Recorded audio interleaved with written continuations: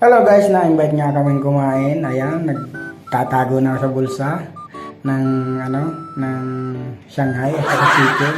Ay, nahuli ako ng may-ari. Ayun guys. Nagtawanan na sila guys. Nakakaya guys yung ginawa ko guys. Pero wala nang yaya. Uso na ngayon ng kapalan ng loob.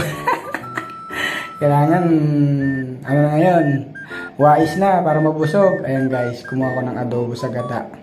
Ayan guys, kumain ako dyan guys. Kasama ko yung mga anak ko dyan guys. Isang pamilya kami, dumayo kami sa aking kapatid.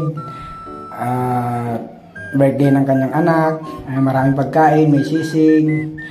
Ayan guys, dinamihan ko na ng at para may pang Sharon ako mamaya guys. Ayan guys, dami ko nga kinuha pagkain dyan. Kain na kami. Ayan guys, oh. Kain po tayo.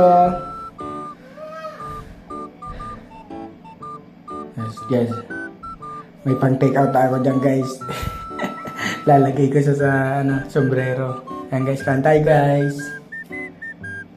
Sarap. Busog na naman. Ayan guys. Thank you for watching.